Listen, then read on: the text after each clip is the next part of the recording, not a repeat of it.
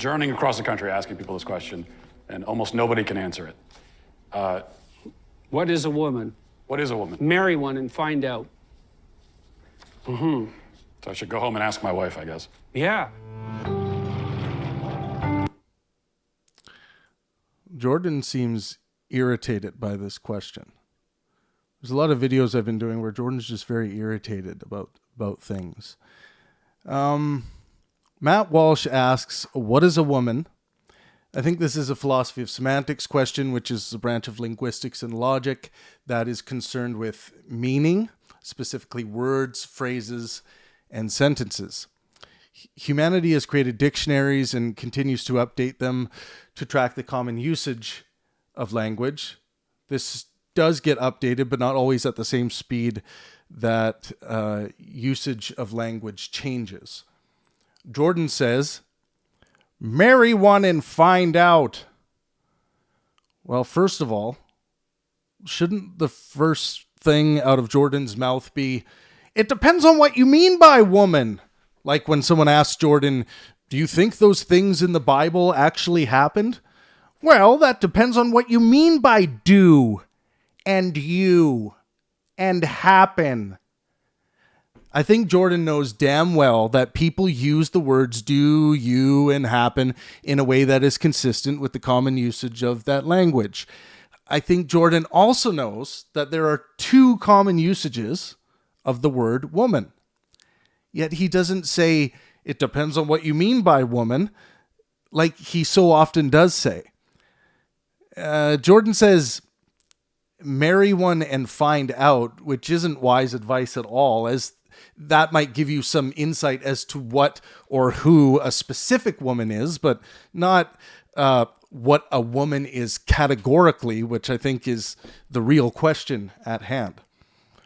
I think there are two common usages of the word woman. Common enough to spark major debate in academia, scientific circles, television, the public square, you name it. One common usage would be woman means adult human female. And the other common usage would mean woman means a gender identity with qualities traditionally associated with females. Everyone wants to know which one is right. Let's go to marriage. What is marriage? Common usage, a legal or formal union between two people, right? Well, not if you ask a God-fearing fundamentalist Christian. They might say, as first described in Genesis and later affirmed by Jesus, marriage is a God-ordained covenant relationship between a man and a woman. So depending on where you are and who you're talking to, marriage may mean something different to someone else than it means to you. Language changes. Something very important to remember. Words do not have intrinsic meaning. They have usages. Let's say it again. Words do not have intrinsic meaning. They have usages. When we find a word that has more than one meaning, it may in fact be wise to exclaim, well, it depends on what you mean by woman.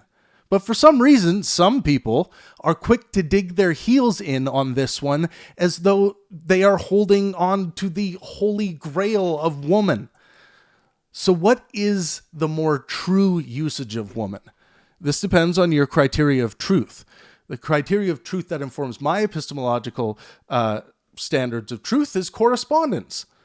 Correspondence is quite simply when a claim corresponds with its object. For example, Science World is located in Vancouver, BC, Canada, which is an awesome place, by the way. You should visit it. This is true if Science World is actually located in Vancouver. The scientific method operates in this same way. The contemporary academic literature tells me that gender and sex is different. These are now looked at as separate categories of inquiry. They are not synonymous terms scientifically, even if they were at some point in history. Remember, language changes. So based on my correspondence criteria of truth that informs my epistemology, I think the most true usage of the word woman is as follows: a gender identity with qualities traditionally associated with females. Now, before you start freaking out, flipping tables, or cheering with glee, this does not mean that everyone needs to or should be forced to agree with my assessment. I think I'm right, but this is simply what I currently believe, and I am a fallibilist, which means I am always open to revision. My moral quest is to maximize well-being for myself and those around me. I see that this issue of semantics means a lot to some people, those who wish to hold the title of woman as their gender identity, and those that wish to synonymize the definition to female. As I stated, there is nothing intrinsic I can point to get the right answer here, only my own standards of truth. I do want to err on the side of not harming a person's well-being by the words I use, right?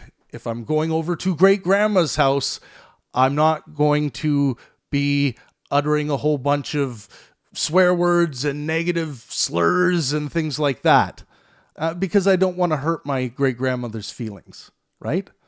So I think that's a good thing for us to consider the language we use around certain parties.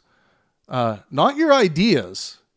You know, we need to risk offending people by presenting our ideas. But in the way we present those ideas, and I'll go back to great-grandma's house, you're probably not going to use the same language around great-grandma, this just as an example, that you're going to use maybe around your best friend. So to summarize, I think it's more accurate to say that woman or man is a gender identity that people identify with, and male and female is a person's sex. Because there are these two common usages, I think one would be justified to respond with, it depends on what you mean by woman, like Jordan Peterson does so often, but seems to always avoid in this particular situation. Let me know what you guys think down in the comment section.